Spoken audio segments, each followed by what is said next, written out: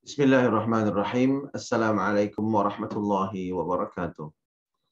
Alhamdulillahilladzi bi ni'matihi tatimmus shalihat. Wassalatu wassalamu ala sayyidis sadat sayyidina wa maulana Muhammadin wa ala alihi wa sahbihi ajma'in. Amma ba'd. Qala Allah Subhanahu wa ta'ala fil Qur'anil Karim. A'udzu billahi minasy syaithanir rajim. Bismillahirrahmanirrahim. قل هل يستوي الذين يعلمون والذين لا يعلمون إنما يتذكر أولو الألباب صدق الله مولانا العظيم. Hadirin dan hadirat para musyrif dan santri pesantren Tahfiz Madinah Quran yang insya Allah kita semua selalu dalam rahmat dan maghfirah Allah Subhanahu wa Ta'ala. Alhamdulillah, kita bersyukur kepada Allah atas berbagai nikmat yang Allah limpah curahkan kepada kita, wabil khusus nikmat iman dan Islam. Mudah-mudahan dengan iman dan Islam, Allah Subhanahu wa Ta'ala bahagiakan dan selamatkan kehidupan kita, keluarga kita, anak-anak keturunan kita, dunia dan akhirat.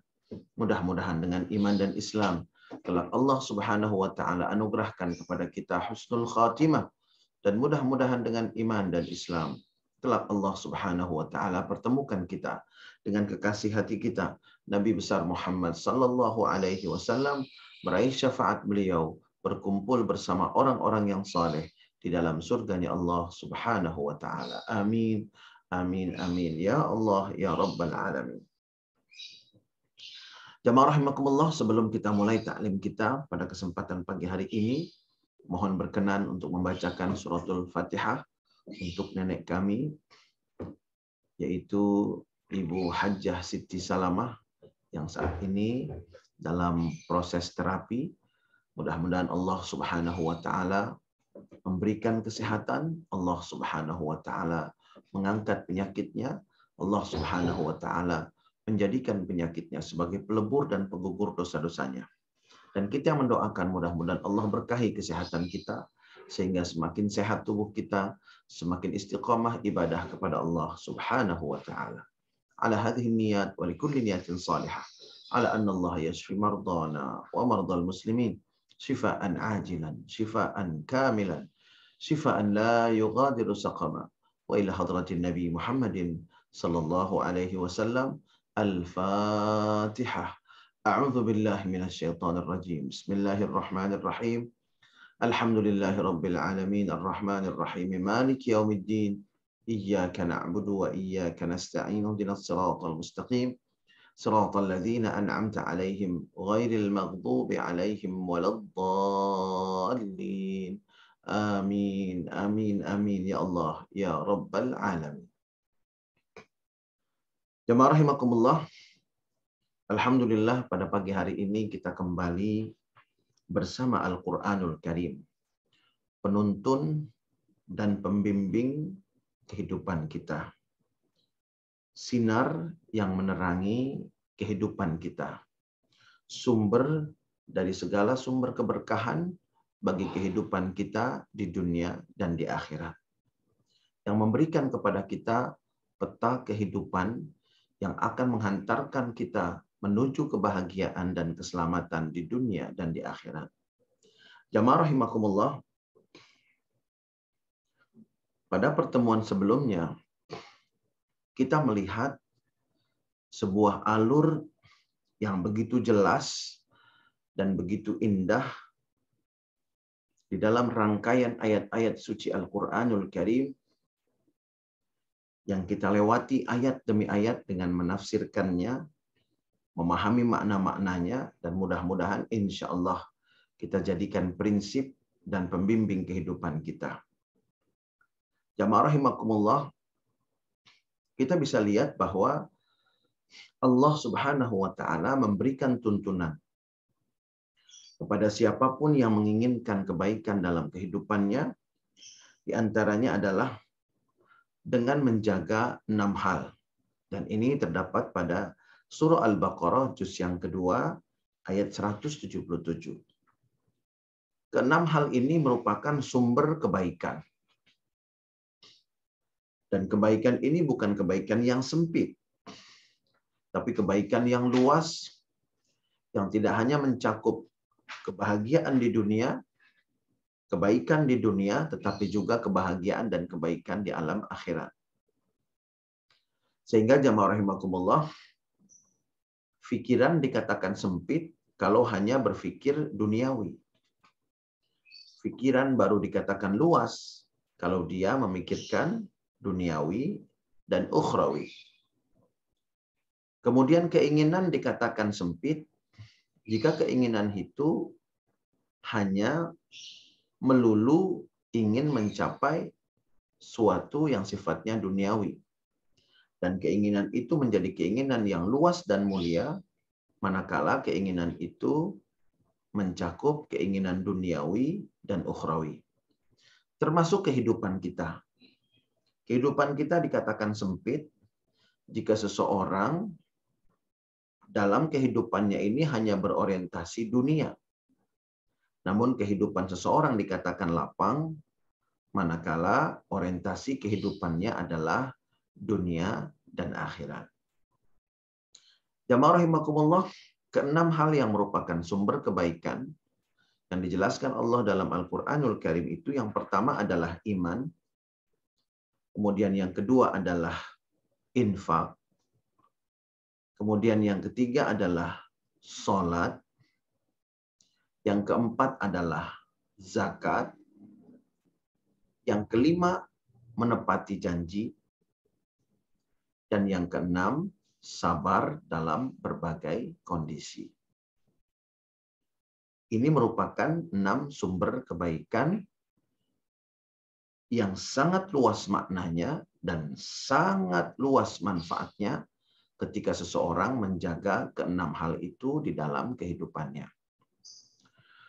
Kemudian setelah itu Allah Subhanahu wa taala memulai penjelasan dengan menetapkan aturan-aturan. Dan aturan-aturan yang dijelaskan oleh Allah ini berkaitan dengan kematian. Yang pertama, kematian yang disebabkan oleh perbuatan atau tindak kriminal. Dan yang kedua adalah kematian yang disebabkan oleh penyebab alami, yaitu datangnya ajal.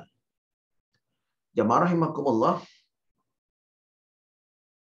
pada kematian yang disebabkan karena tindakan kriminal, Allah memberikan aturan, yaitu kisos, atau kemudian dimaafkan, tapi dengan membayar diat atau tebusan.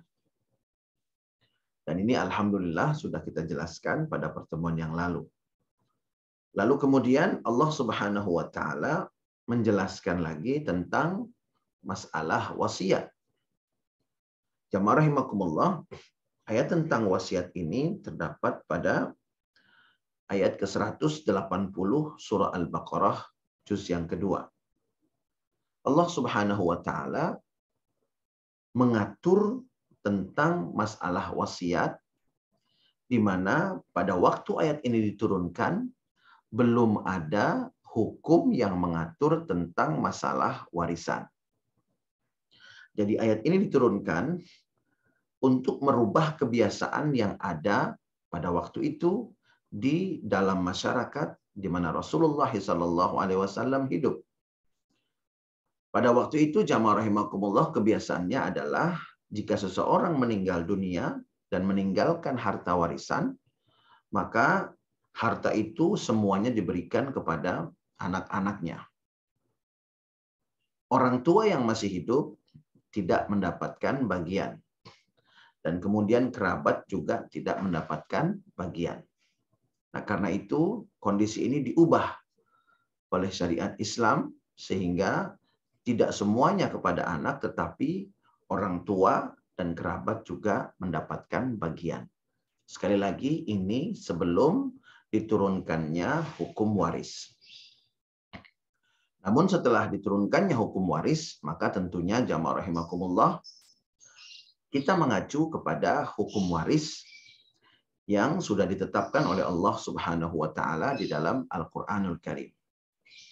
Jamaah rahimakumullah, saya mengingatkan tentang perbedaan antara wasiat, hibah, dan waris. Wasiat adalah dilakukan sebelum meninggal dunia, atau pada saat seseorang merasakan asbabul maut, merasakan hal-hal yang dapat menghantarkannya dalam kondisi di mana dia meninggal dunia. Jamaah rahimakumullah, wasiat ini sama dengan hibah, yaitu ada akad ijab dan qabul. Jadi wasiat dan hibah sama-sama ada akad ijab, memberi, qabul, menerima. Yang memberinya itu adalah pemilik harta, dan yang menerimanya itu adalah orang yang ditunjuk oleh pemilik harta sebagai penerima. Ada ijab, ada qabul. Berbeda dengan waris. Di dalam waris tidak ada ijab qabul.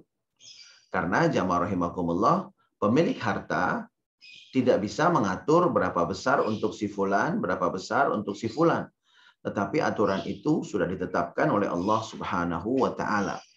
Sehingga pemilik harta sami'na wa ata'na, tunduk, patuh dan taat kepada aturannya Allah Subhanahu wa taala. Jadi di dalam waris tidak ada ijab dan qabul, karena itu semua diatur di dalam hukum waris syariat Islam.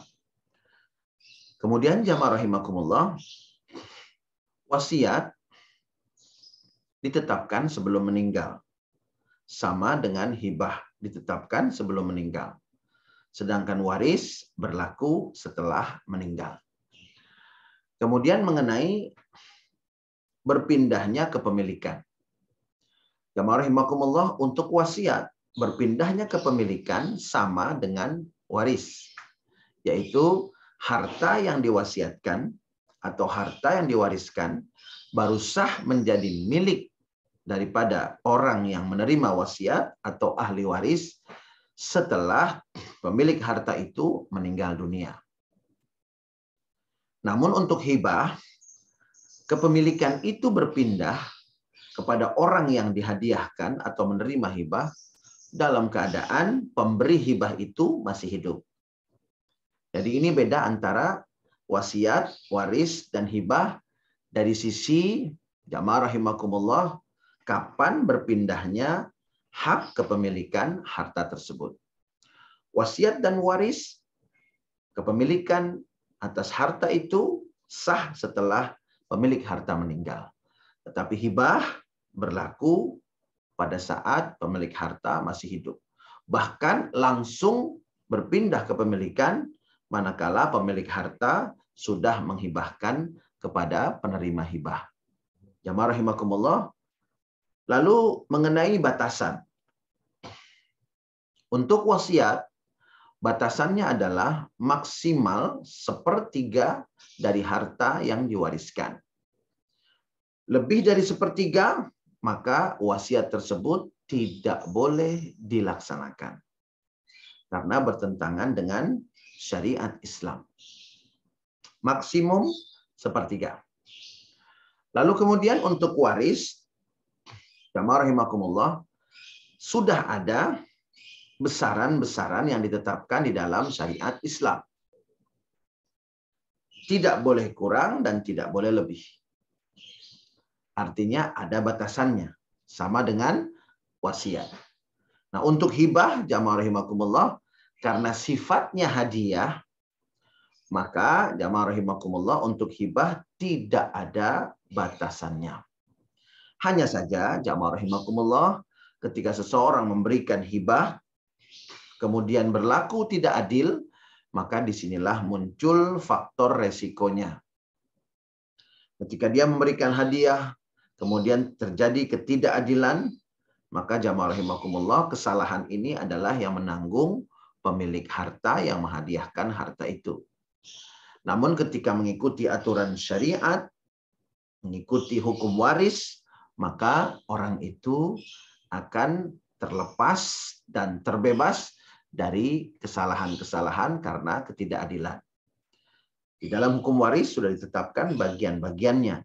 Inilah yang kemudian mengamankan, memudahkan sekaligus menyelamatkan pemilik harta dari pelanggaran dan dari berbuat tidak adil. Nah, ini jamaah rahimakumullah, beberapa perbedaan dari beberapa aspek antara wasiat, hibah, dan waris. Jadi ayat 180 Allah turunkan sebelum hukum waris ditetapkan di dalam syariat Islam.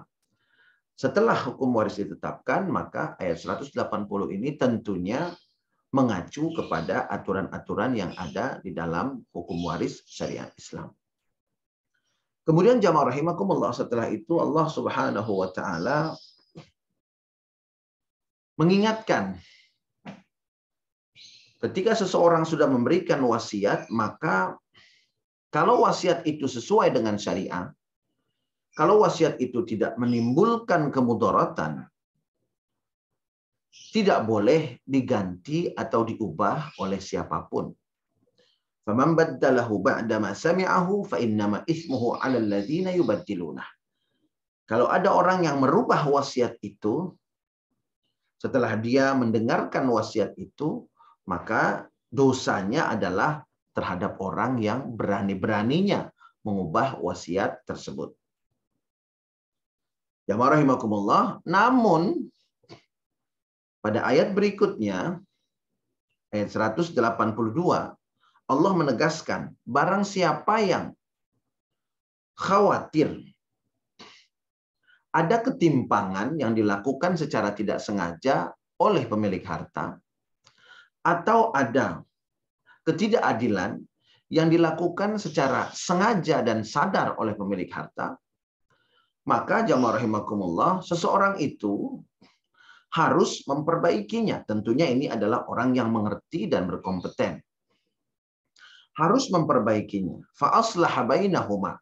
Dia harus memperbaikinya. Bagaimana memperbaikinya? Yaitu seumpamanya saja wasiatnya lebih dari sepertiga. Maka ini harus diperbaiki. Atau jamaah rahimakumullah, wasiatnya kurang dari sepertiga, tetapi diberikan kepada orang yang sudah berharta. Nah, ini juga harus jamaah rahimakumullah diperbaiki. Jadi wasiat ini yang pertama itu tidak boleh dari sepertiga. Yang kedua, wasiat ini harus diberikan kepada orang yang membutuhkan. Bukan kepada orang yang sudah berlebihan. Bukan kepada orang yang sudah memiliki harta yang berlimpah. Sedangkan ada yang membutuhkan tidak diberikan. Nah, ini jamaah rahimakumullah. Jadi wasiat ini hendaknya diberikan kepada orang yang benar-benar membutuhkan harta tersebut. Kemudian yang ketiga, jamaah rahimakumullah, wasiat ini tidak boleh diberikan kepada ahli waris kecuali dengan persetujuan ahli waris yang lain. Jadi wasiat tidak boleh diberikan kepada ahli waris kecuali dengan persetujuan ahli waris yang lain.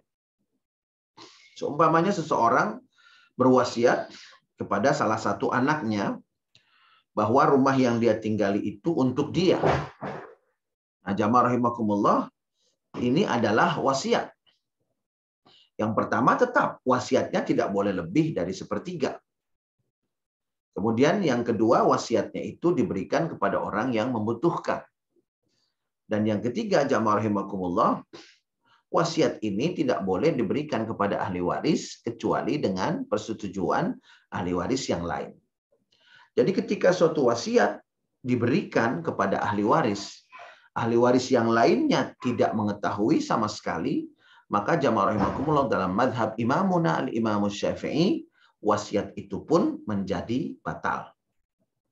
Sehingga ketika seseorang pemilik harta itu ingin mewasiatkan hartanya kepada anaknya yang termasuk ahli warisnya, maka wajib dia kumpulkan ahli waris yang lain. Anak-anaknya yang lain bermusyawarah, bermufakat, apakah mereka ridha, apakah mereka menerima, atau mereka tidak menerima.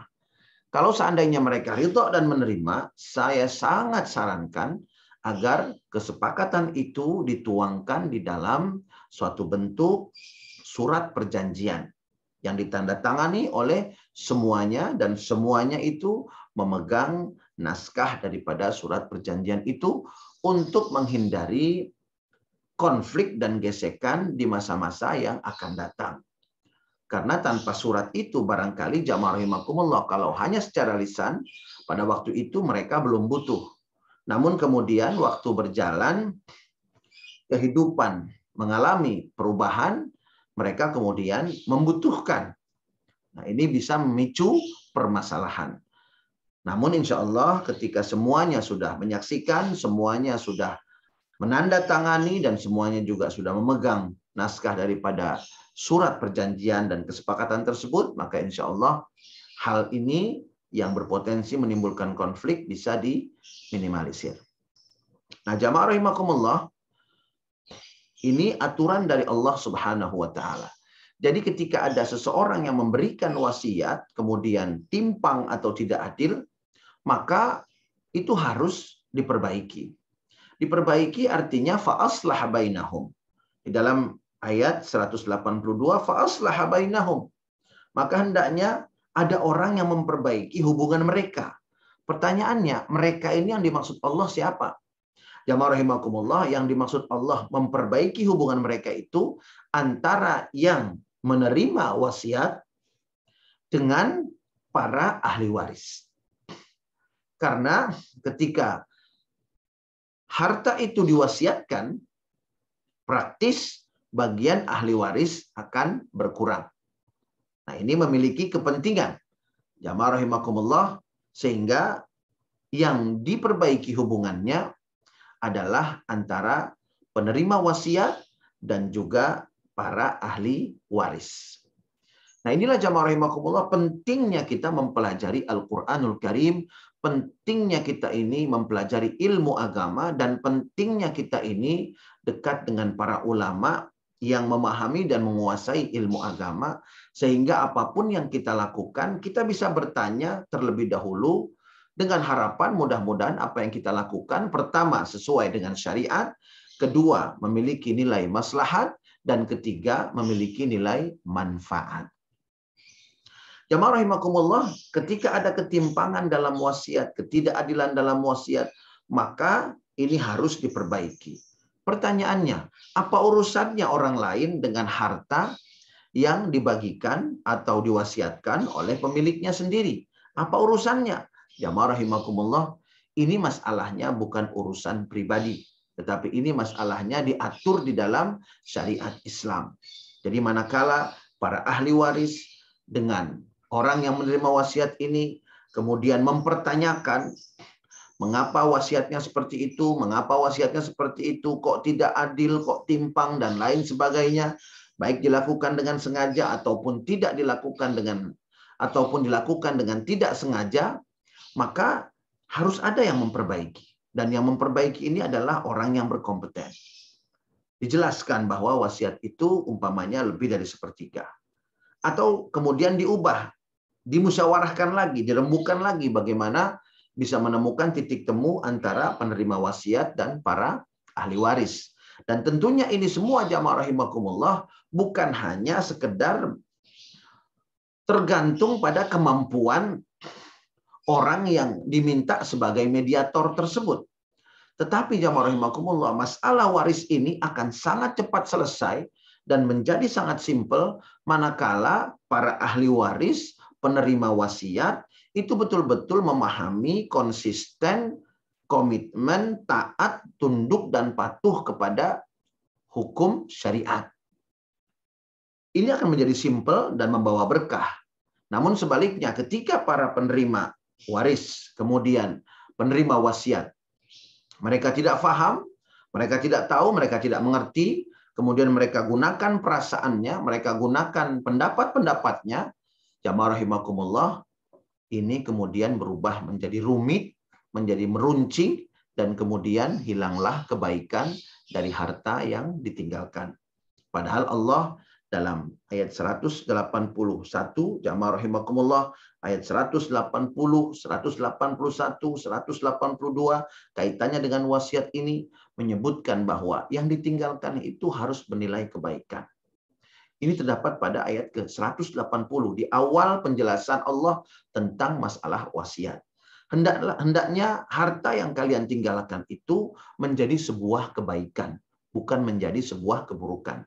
Karena itu jamaah rahimakumullah, bagi kita yang dititipkan harta oleh Allah, tugas kita adalah bagaimana menyiapkan generasi setelah kita kuat secara ekonomi, secara ilmu agama, kemudian menghindari jamaah rahimakumullah ketika harta ini diwariskan atau diwasiatkan terjadi konflik. Dan itu semua jamaah rahimakumullah solusinya adalah dengan mendidik anak-anak kita dengan didikan ilmu agama. Dengan memberikan bekal agama yang cukup kepada anak-anak kita. Sehingga bahkan mereka akan malu ketika mereka berebut harta. Malu saya. Malulah, udahlah, gimana lah enaknya. Kita pengen orang tua kita ini tenang. Kita pengen harta ini berkah. Udah gimana lah. Semuanya akan mengalah, semuanya akan tunduk bagaimana aturan syariatnya. Namun manakala jamaah rahimakumullah jauh dari agama, maka yang terjadi adalah semakin rumit dan tidak menemukan titik temu, bahkan bisa jadi antar saudara tidak bertegur sapa. Na'udzubillah, tsumma na'udzubillah min dzalik. Jamaah rahimakumullah, apa urusannya orang ini ikut campur dengan pembagian harta yang saya miliki, yang keluarga saya miliki? Jamaah rahimakumullah, di dalam Islam, ketika ada kebatilan, maka kewajiban semua orang yang melihatnya itu adalah untuk merubah dan menegur. Jamaah rahimakumullah, salah seorang ulama yaitu Al-Imam Ad-Daqqaq, beliau mengatakan as-sakitu 'anil haqqi syaitanun akhras. Orang yang mendiamkan kebatilan, maka dia adalah syaitan yang bisu. Dan ini diperjelas dalam kitab Al-Imam Ibnul Qayyim Al-Jauzi. Beliau mengatakan, kalau ada orang yang menyuarakan kebatilan, itu namanya syaitanun natiq. Setan sedang berbicara. Tapi kalau as-sakitu 'anil haq, kalau ada orang yang mendiamkan kebatilan, maka itu namanya syaitanun akhras. Syaitan yang bisu. Jadi ada setan berbicara, yaitu orang-orang yang menyuarakan, membela kebatilan. Kemudian ada setan bisu, yaitu orang-orang yang mendiamkan kebatilan. Saya jadi teringat sebuah hadis yang diriwayatkan oleh Sayyidina Nu'man bin Bashir radhiyallahu taala anhu ardah. Rasulullah sallallahu alaihi wasallam menggambarkan tentang kewajiban kita mengingatkan mengenai masalah hukum-hukum Allah. Rasulullah bersabda, "Matsalul qa'imi fi hududillah wal waqi'i fiha kamatsalil ladzina istahamu safinah." Perumpamaan orang-orang yang menegakkan hukum Allah dan orang-orang yang melanggar hukum Allah, perumpamaannya itu seperti orang-orang yang berbagi tempat di sebuah kapal laut. Jadi ada kapal laut yang akan segera berangkat, lalu kemudian banyak orang yang ingin naik kapal laut itu, kemudian akhirnya mereka diundi. Istahamu, mereka diundi. Diundi siapa yang dapat bagian bawah, siapa yang dapat bagian atas. Dan ini diundi supaya tidak ada perebutan seperti itu. Akhirnya yang dapat undian di bawah menempati tempat yang bagian bawah, dan yang dapat bagian atas pun mereka menempati bagian yang atas. Lalu jamaah rahimakumullah setelah selesai, yang di atas, yang di bawah sudah mendapatkan tempat masing-masing, sudah nyaman, maka perahu itu pun berlayar. Kemudian di tengah perjalanan, tentunya semua orang butuh makan dan minum. Makan mereka membawa bekal, namun untuk minuman, karena di laut menggunakan kapal laut tentunya membutuhkan waktu yang sangat lama di perjalanan, sehingga barangkali mereka memerlukan persediaan air minum yang cukup. Akhirnya orang yang di bawah kemudian mengambil persediaan airnya itu ke atas. Ke atas, jamaah rahimakumullah, mereka mengambil air ke atas. Kemudian turun lagi. Butuh lagi mereka naik ke atas. Lama-lama, jamaah rahimakumullah, mereka berpikir, saya nggak enak juga dengan yang di atas. Kok mau mengambil air, saya harus mengganggu mereka. Nah, kemudian dia bermusyawarah dengan kawan-kawannya di bawah.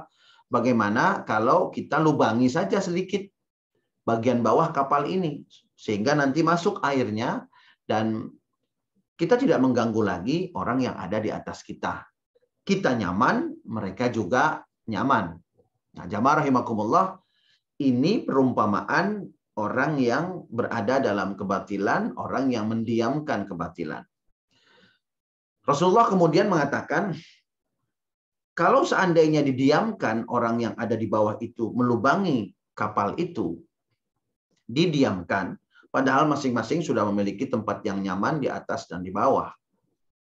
Tidak peduli, saya mah yang penting di atas saja. Saya sudah di atas, saya tidak ganggu mereka. Dan mereka tidak ganggu saya. Kemudian didiamkan mereka melubangi kapal itu, maka yang terjadi adalah orang yang di bawah akan tenggelam, dan orang yang di atas pun akan tenggelam. Namun jamaah rahimakumullah, ketika orang yang di atas itu menegur orang yang di bawah, jangan dilubangi. Loh, apa urusan kamu? Kamu kan di atas, urus saja yang di atas. Nah, kalau seperti itu, juga akibatnya kapal itu tenggelam bersama seluruh penumpangnya. Tapi ketika mereka saling mengingatkan, yang diingatkannya pun mau menerima, maka mereka mengurungkan niatnya untuk melubangi kapal itu, sehingga yang atas selamat, yang bawah selamat, kapal tetap bisa berlayar, semua sampai pada tujuannya. Bismillahirrahmanirrahim. Alhamdulillahirabbil alamin. Allahumma shalli ala sayyidina Muhammad wa ala ali sayyidina Muhammad. Allahumma la tada' lana fi majlisina hadza dzamban illa ghafartah. Ya Allah, ampuni dosa-dosa kami yang hadir di majlis ini. Wala aiban illa satartah. Ya Allah, tutupi aib-aib masa lalu kami. Wala maridan illa syafaitah. Ya Allah, sembuhkan yang sakit di antara kami. Wala dainan illa qadaitah. Ya Allah, yang masih punya hutang, mampukan untuk lunasi hutang-hutangnya. Wala hajatan min hawaijid dunya wal akhirah illa qadaitaha wa yassartaha ya Allah rabbal alamin. Yang memiliki hajat ya Allah, mudahkan urusannya untuk kemaslahatannya dunia dan akhirat. Rabbana hab lana min azwajina wa dzurriyyatina qurrata a'yun waj'alna lil muttaqina imama. Rabbana ighfir lana wa liwalidayna warhamhuma kama rabbayana shighara. Rabbana atina fid dunya hasanah wa fil akhirati hasanah wa qina adzaban nar. Wa sallallahu ala sayyidina maulana Muhammadin wa ala alihi wa sahbihi wasallam. Walhamdulillahi rabbil alamin. Kita tutup dengan doa kafaratul majlis. Subhanakallahumma wa bihamdika asyhadu an la ilaha illa anta astaghfiruka wa atubu ilaik. Billahi taufiq wal hidayah. Assalamualaikum warahmatullahi wabarakatuh. Waalaikumsalam warahmatullahi wabarakatuh. Sama-sama. Sama-sama Bapak Ibu. Barakallahu fiik.